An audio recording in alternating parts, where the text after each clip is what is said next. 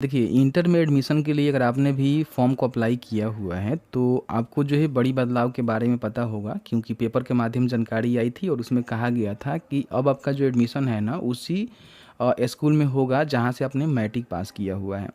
अब ऐसे में जो है काफ़ी सारे समस्या खड़े हो गए हैं कि आपका जो एडमिशन है, वो एडमिशन किस तरह से होगा? क्या आपका मेरिट लिस्ट आएगा या फिर नहीं आएगा? या फिर आपने जो भी पेमेंट किया हुआ है वो पेमेंट का क्या होगा, क्योंकि इसमें स्पॉट एडमिशन की बात आ रही है कि दूसरे किसी कॉलेज में आपको एडमिशन करानी है तो कहीं ना कहीं स्पॉट एडमिशन के माध्यम से आपको एडमिशन लेनी होगी। तमाम आपके मन में जो है सवाल चल रहे हैं। काफ़ी सारे बच्चे ऐसे हैं जो कि उस विद्यालय का सिलेक्शन नहीं किया हुआ है जहाँ से उन्होंने मैट्रिक पास किया हुआ है, तो उनका एडमिशन किस प्रकार से होगा।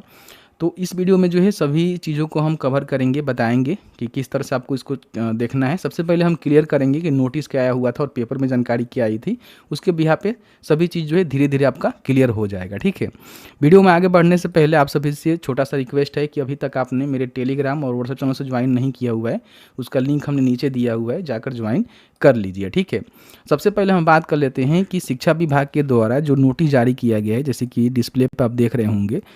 तो इसमें बताया गया है कि जो भी OFS पोर्टल के माध्यम से आपने आवेदन फॉर्म फिलअप किया हुआ है, ठीक है, तो ये लेटर लिखा गया है। लेटर लिखा गया है बिहार विद्यालय परीक्षा समिति को, क्योंकि आप सभी जानते हैं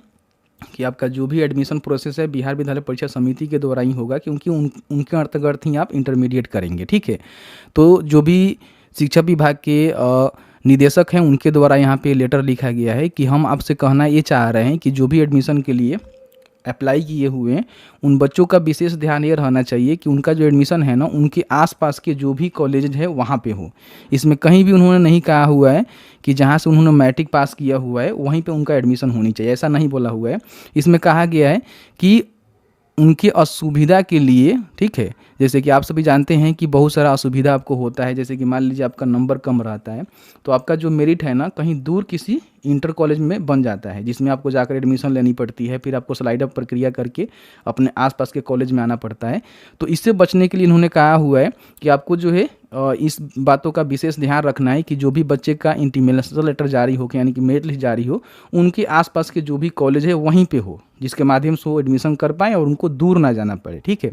अब इसी के बिहार पे देखेंगे तो यहाँ पे हिंदुस्तान का जो है पेपर का कटिंग है, जिसमें बोला गया है कि जहाँ से मैट्रिक पास किया है वहीं इंटर में होगा नामांकन, ठीक है। ये भी हम बात मान सकते हैं क्योंकि मैट्रिक जितने भी कॉलेजेस हैं ना वो इंटरमीडिएट तक भी कर दिए गए हैं, क्योंकि BPSC के द्वारा भारी मात्रा में जो शिक्षकों की भर्ती हुई है तो कहीं ना कहीं आपका जो मैट्रिक तक स्कूल था उसको इंटरमीडिएट तक कर दिया गया है, तो उसमें भी आपका एडमिशन होगा। अब जो लोग चाह रहे हैं कि हमारे आसपास में ही एडमिशन हो जाए तो उनके लिए तो बल्ले बल्ले है, कोई भी दिक्कत नहीं है, उनको कोई समस्या ही नहीं है। उनका एडमिशन जो है कम नंबर भी होगा तो उसी विद्यालय में होगा जहाँ से उन्होंने मैट्रिक पास किया हुआ है, या फिर उनके आसपास के जो भी विद्यालय होगा वहाँ पर उनका एडमिशन हो जाएगा। लेकिन जो चाह रहे हैं कि हमें जो है दूसरे किसी विद्यालय में एडमिशन लेना है, जैसे कि मान लीजिए आपको पढ़ाई वगैरह वगैरह और कुछ का तैयारी करना है तो कहीं ना कहीं आपको शहर में शिफ्ट होना है, तो आप चाह रहे हैं कि शहर में ही एडमिशन अपना करा लें, तो उस कंडीशन में इन्होंने बताया हुआ है, ये पेपर के माध्यम जानकारी आया हुआ है कि आपको जो है स्पॉट एडमिशन के लिए अप्लाई करके और जो भी आपके जिला के शिक्षा पदाधिकारी हैं उनसे एक सिग्नेचर करवा कर आपको ट्रांसफ़र करवाना होगा, ठीक है, यानी कि एडमिशन लेना होगा। तो अगर आपने अदर कॉलेज का सिलेक्शन किया हुआ है, थोड़ा सा वेट करिए जब इनका मेरिट लिस्ट आएगा, क्योंकि देखिए मेरिट लिस्ट तो आना तय है, आएगा तभी आपका एडमिशन होगा, ऐसा नहीं है कि आपका मेरिट लिस्ट नहीं आएगा। अब कब तक आएगा ये मत पूछिएगा, क्योंकि मैंने बताया था कि 15 मई से पहले कभी भी जारी हो सकती है। अब देखिए कब तक जारी होगा, तो ये चीज़ें हैं, ठीक है। इन्होंने अदर कॉलेज का सिलेक्शन किया हुआ है, उनका जो एडमिशन है उनका भी स्पॉट एडमिशन के माध्यम से एडमिशन होगा, लेकिन उसमें अलग से पेमेंट देने की आवश्यकता मेरे हिसाब से नहीं होगी। अगर होती है तो आपका जो पेमेंट है वो रिफंड कर दिया जाएगा, ठीक है। ये बातों का ध्यान रखेंगे। बाकी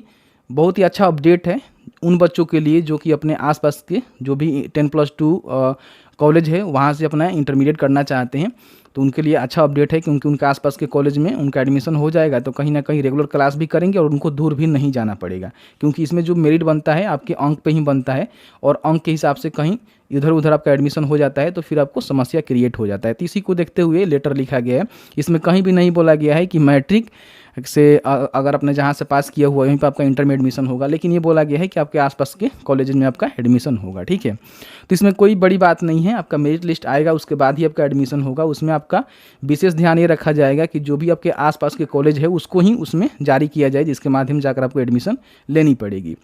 अब यहाँ पे बिहार बोर्ड के द्वारा इसको लेकर जो है अपडेट आएगा, क्योंकि शिक्षा विभाग ने लेटर लिखा हुआ है, बिहार बोर्ड ने कोई क्लैरिफिकेशन नहीं दिया हुआ है, तो बहुत ही जल्द इनका अपडेट आ जाएगा जिसमें क्लियर हो पाएगा कि हाँ किस तरह से आपका एडमिशन होने वाला है। मेरिट लिस्ट तो आएगा मेरे हिसाब से, ठीक है, उसके बाद ही आपका एडमिशन होने की पूरा चांस है। तो वेट करिए, जैसे ही अपडेट आता है तो आपको वीडियो बनाकर जानकारी दे देंगे। बाकी जो अपडेट आया हुआ था उसके बिहाफ पे मैंने आपको जानकारी दे दिया हुआ है कि आपका पेमेंट भी, मान लीजिए आप स्पॉट एडमिशन जब करवाएंगे तो उस समय आपका पेमेंट नहीं लगेगा। जो अपने 350 रुपये का पेमेंट किया हुआ हो सकता है कि वही रीपेमेंट कर दिया जाए। बाकी जिनका एडमिशन है वो तो होने ही वाला है, कोई दिक्कत नहीं है। फिर भी आपका मन में कोई सवाल होगा नीचे कमेंट सेक्शन में कमेंट करके पूछ सकते हैं।